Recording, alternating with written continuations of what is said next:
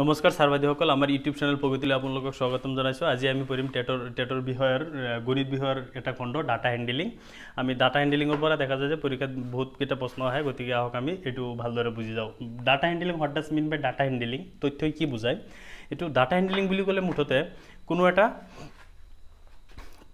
কোনো এটা পৰিস্থিতি সংগঠিত হোৱা কিছুমান ঘটনা এইবিলাকক যদি এটা আমি সিস্টেমেটিক ৰিপ্ৰেজেন্ট কৰো, তাৰ পৰা কিছুমান তথ্য সংগ্ৰহ কৰিব পাৰিম আৰু এই তথ্য সংগ্ৰহ কৰাটোকে ডাটা হ্যান্ডলিং বুলি কোৱা হয়। আহক আমি এটা উদাহৰণৰ সৈতে এটো বৰ্ণনা কৰো। ধৰক ক্লাস 5ত গণিত বিষয়ত পোৱা কিছুমান নম্বৰ দিয়া হ'ল 6 7 4 6 6 4 5 6 4 3 2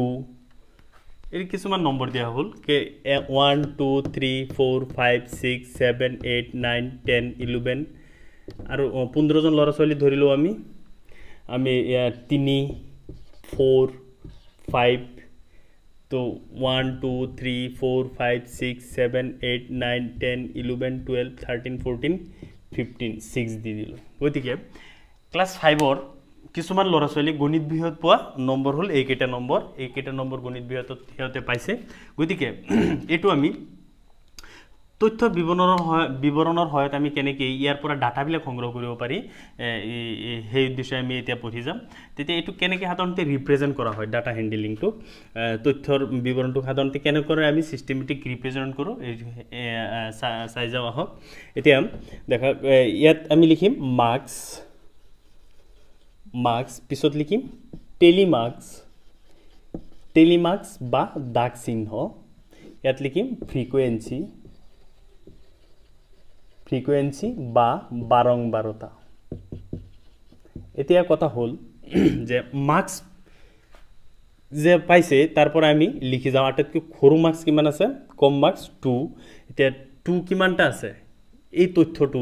তথ্যটো হৈছে গণিত বিষয়ৰ ওপৰত পোৱা নম্বৰবোৰৰ তালিকা। গতিকে এই তথ্যটোত 2 কিমানটা আছে, এটা আছে, এটো 2 লিখিছো ইয়াত আৰু ইয়াত কাটি এই টেলিমাৰ্কসত এটা আজ দি দিছো আৰু 2 নাই। এতিয়া আমি দেখিম 3 কিমানটা আছে, এটা 3 আছে, আমি ইয়াত 3ৰ সিধা ইয়াত এটা আজ দি দিম, ইয়াত আৰু এটা 3 আছে, এটো কাটি ইয়াত এটা আজ দি দিম। তে 3 পোৱা কিমানজন আছে, 2 জন। পিছত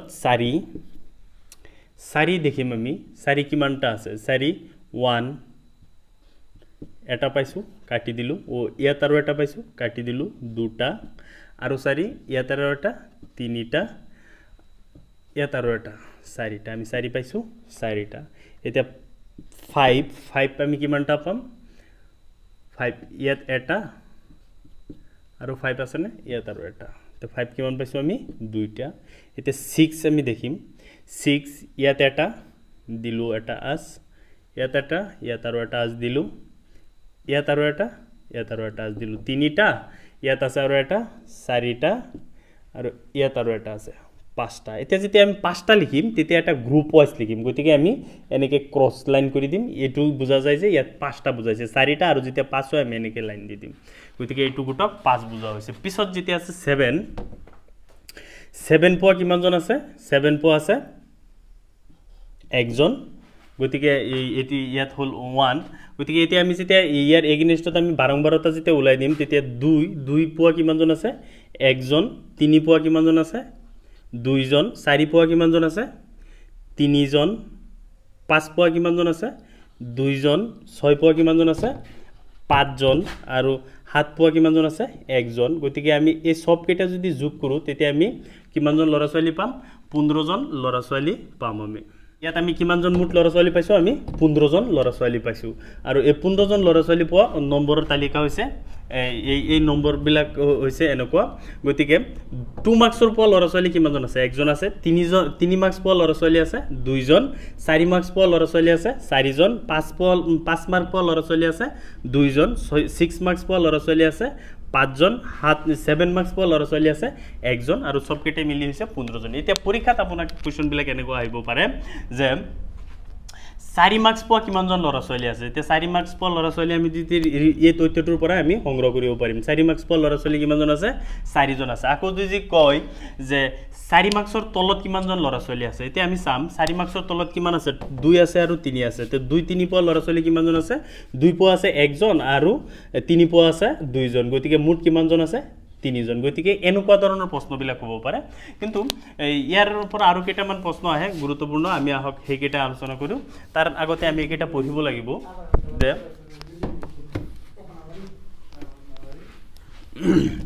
এতিয়া দিব পাৰে এতিয়া আমি পঢ়িম range mean median and mode আমি পঢ়িম এইকেইটা ইয়াৰ পৰা পৰীক্ষাত প্ৰশ্ন দিয়া দেখা যায় ৰেঞ্জ মানে হল পৰিহৰ মিন মানে হল গড় মিডিয়ান মানে মধ্যমান আৰু মোড মানে হাইয়েস্ট ফ্ৰিকুৱেন্সি মানে সৰ্বোচ্চ বাৰম্বাৰতা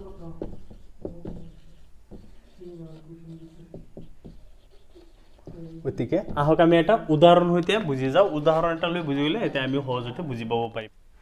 সাৰ্বাধিকসকল এতিয়া আমি পঢ়িম ৰেঞ্জ মিন মিডিয়ান আৰু মোড ৰেঞ্জ মানে হল পৰিহৰ মিন মানে গড় মিডিয়ান মানে মধ্যমান মোড মানে সৰ্বোচ্চ বাৰম্বাৰতা আমি এটা উদাহৰণৰ সৈতে অতি সহজে বৰ্ণনা কৰিব পাৰিম ধৰক ক্লাস 10 ৰ ল'ৰা ছোৱালী গণিতৰ বিষয়ত পোৱা কিছুমান মাৰ্কছ হল আউট অফ 10 6 4 3 7 5 5 8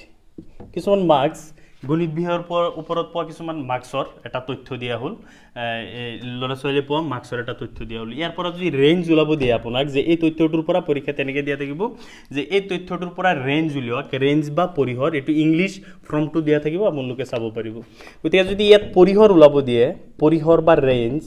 তো পৰিহৰ বা ৰেঞ্জ যদি উলাব দিয়ে তেতিয়া আপুনি এই তথ্যটোৰ পৰা যদি পৰিহৰ উলাব দিয়ে তেতিয়া ইয়াত হাইয়েস্ট নাম্বাৰটো চাব ইয়াত হাইয়েস্ট নাম্বাৰটো কিমান আছে 8 আৰু লোয়েস্ট নাম্বাৰটো কিমান আছে আটাইতকৈ সৰু সংখ্যাটো 3 তে 8 - 3 = 5 এটো কোৱা হয় ৰেঞ্জ বা পৰিহৰ এটো কি কোৱা হয় সৰ্বোচ্চ সংখ্যা মাইনাস সৰ্বনিম্ন সংখ্যা ইয়াৰ পৰা আমি এটো কোৱা হয় ৰেঞ্জ আমি সৰ্বোচ্চ সংখ্যাৰ পৰা সৰ্বনিম্ন সংখ্যাটো যদি মাইনাস কৰি দিও যেটো ভ্যালু পাম হেতুক ৰেঞ্জ বা পৰিহৰ বুলি কোৱা হয় এই তথ্যটোৰ পৰিহৰ হল 5 পিছত আহিল মিন মানে হল গড় মান তে গড় মান যদি উলাব দিয়ে তেতিয়া আপোনালোকে মনত ৰাখিব গড় মান হল টোটাল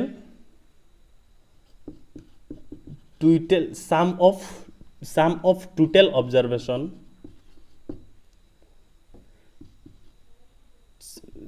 sum of numbers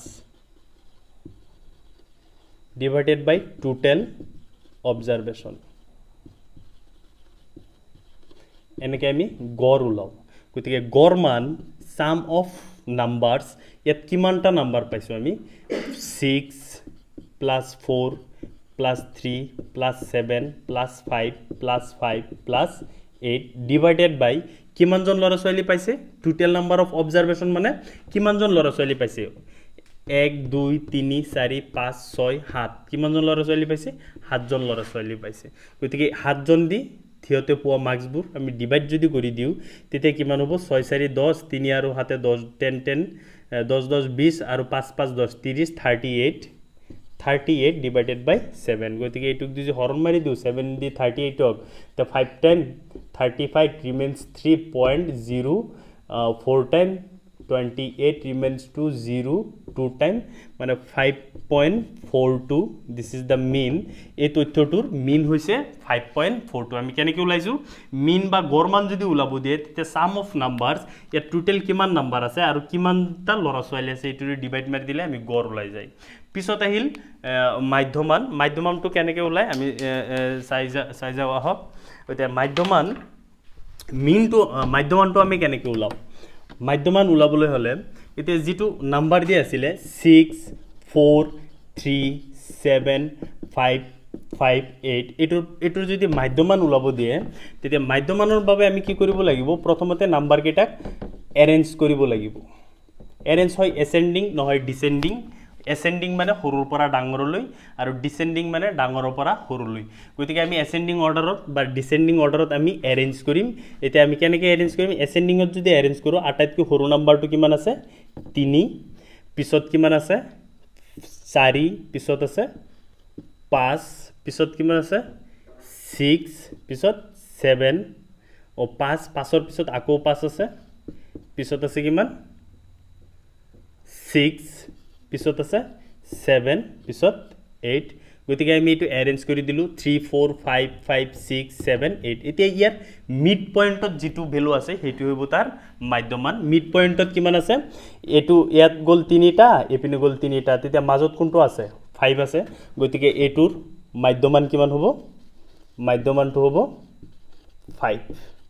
এটো মিড পয়েন্টত যেটো ভ্যালু থাকে এটোকে মাধ্যমান বুলি কোৱা হয় আকৌ কেতিয়াবা আপোনাৰ ইয়াত 7টা ভ্যালু আছে কাৰণে এপিনে 3টা বাদ দিছো মাজৰটো মিড পয়েন্ট হয় কেতিয়াবা 8টাও থাকিব পাৰে দৰকচোন এনেকে থাকিব পাৰে যে 4 6 3 4 1 এনেকে দিয়া আছে গতিকে আমি এটো এৰেঞ্জ কৰিম কেনেকে 1 3 4 4 6